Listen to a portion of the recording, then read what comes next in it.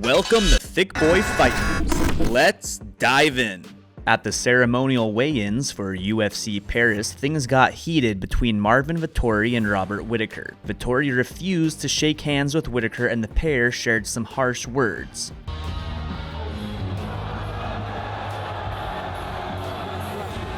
I saw him he wanna be friendly. I'm gonna crush him tomorrow.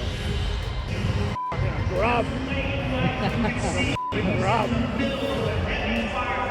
Whittaker isn't the only one that Marvin Vettori is getting hostile with. At Media Day, Vettori made disparaging comments about fellow middleweight Darren Till. The pair have a history together going back and forth on social media, and Vettori told reporters that Till is delusional and that he believes he'll never come back. Till shot back a fiery response at Vettori via ESPN's Brett Okamoto.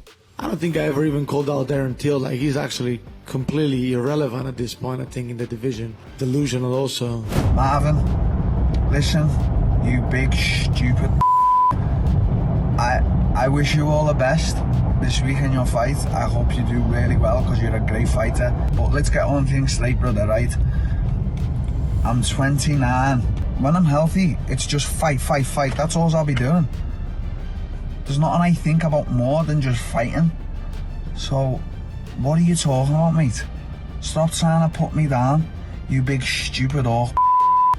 Because we're going to meet one day and I'm going to drive me fist through your face. UFC broadcaster Laura Sanko sat down with Thick Boy Fight News to give an exclusive preview of UFC Paris' main event, Ciryl Gane vs. Tai Tuivasa. Sanko pointed out the stylistic differences between the two fighters and where the winner fits in a stagnant heavyweight division. Yeah, Gane versus Tuivasa is, that's interesting on so many different levels because you've got the stylistic matchup. You've got Gane, who is one of the more technical strikers in the entire division, really does not move like a heavyweight. He's one of the few heavyweights who genuinely doesn't move like a heavyweight. And then you've got Tuivasa, who super fast, but he's got more of that traditional heavy hands. I'm going to go out there, I'm going to bang it out. But he started to incorporate more of his wrestling. So, I love this fight for so many reasons. The stylistic matchup is one of them, but then just having both of these guys young in this division, heavyweights heating up again. You got Tom Aspinall. I know he's out with an injury, but as soon as he gets back, you got the specter of John Jones kind of hanging in the wings. We'll see when and if he comes back. We're thinking maybe it's going to be December, November time period. So heavyweight is heating up for sure, but I think Gane versus Tuivasa, obviously super important fight for that division, and whoever gets the better of that one right at the top. Gane will be giving Tuivasa a nearly 20-pound weight advantage when they step into the octagon on Saturday. At the official weigh-ins, Gane came in at 247 pounds, the exact same weight he fought his last two fights at. Tai Tuivasa tipped the scales at 266 pounds, the maximum for a non-title heavyweight bout. Former UFC welterweight and middleweight champion Georges St. Pierre was on hand at Media Day for UFC Paris. The French-Canadian fielded questions from fans in both English and French during a Q&A session. When prompted by a fan, St. Pierre gave his top 7 fighters that helped shape the sport. Humbly, GSP did not include himself. Video courtesy of MMA Junkie. Royce Gracie, because he did stuff in the beginning that nobody have ever done. I will cheat because I have to put more than 4. I would put Amanda Nunes already, even though she has not retired yet, because she's the best female fighter that ever lives, I believe. I would put Khabib because he had a perfect career, undefeated, incredible career. I would put Conor McGregor also because he brought the sport to a different level. I would put John Jones and Anderson Silva and Demetrius Johnson because of their performance. Michael Bisping took a look ahead at next week's pay-per-view UFC 279, Nate Diaz vs. Khamzat Chimaev. On his YouTube channel, Bisping talked about Diaz's massive underdog status, which he believes doesn't give Diaz the credit he deserves. You can't count out Nate Diaz. Let's be honest, more than likely Chimaev is going to be a gigantic favorite in this fight, and I understand that, but Nate Diaz has been in there with some of the best. The reality is he's lost a lot of fights. The 13 losses, it doesn't sound good. That is almost like getting to journeyman status, which sounds offensive, but I'm not. The man's been in there with the best of the best. When you look at the people that he's lost to, they're all champions. They're all at the top of the food chain. If you're gonna beat Nate Diaz, you have to be special. You can't be some average guy, some average Joe, some guy that's okay, that's had some success. You ain't gonna beat Diaz like that. Diaz comes in ridiculous shape every single time. He and his brother, as we know, compete in a lot of triathlons and things like that. Beautiful jiu-jitsu. If it hits the ground, always very, very dangerous, and excellent boxing. He knows how to use his reach, his range, beautiful hands. Not the most powerful puncher, but he can pack a punch. You can never count out Nate Diaz. He is always in the fight.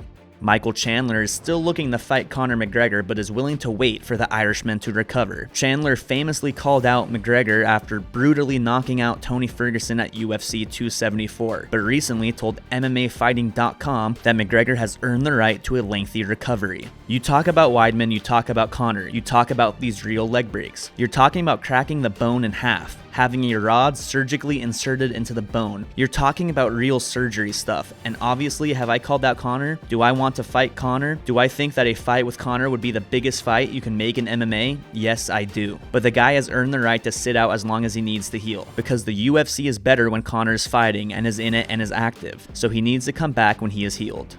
Tyson Fury ripped into unified boxing heavyweight champion Alexander Usyk on Friday. Fury posted a minute-long rant calling out Usyk and accusing him of ducking the fight. Fury, who has a 6-inch height advantage over Usyk, mocked the Ukrainian by calling him a middleweight. The Gypsy King stated he'd like to fight in December but is willing to wait forever until Usyk is ready.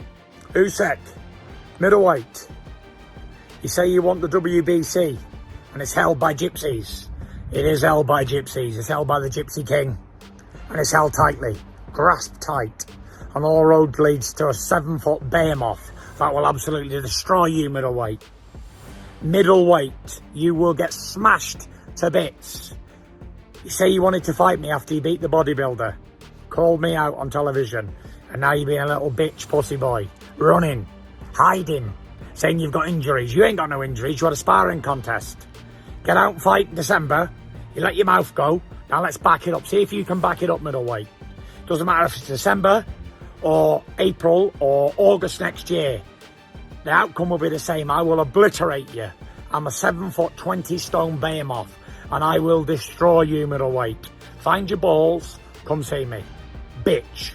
That wraps up another week here at Thick Boy Fight News. Head into the weekend with a laugh and enjoy some Friday funnies. After I knock you out, I'm gonna your door.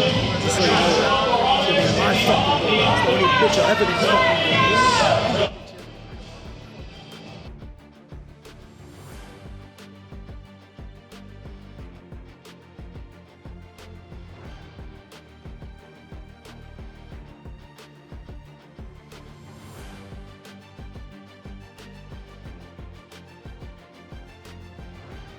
Looking for more original MMA content? Check out the rest of Thick Boy YouTube. Exclusive interviews, opinion, and fight analysis is available weekly on The Shab Show, Food Truck Diaries, and Fight Night Flashbacks. Subscribe so you don't miss any of the action.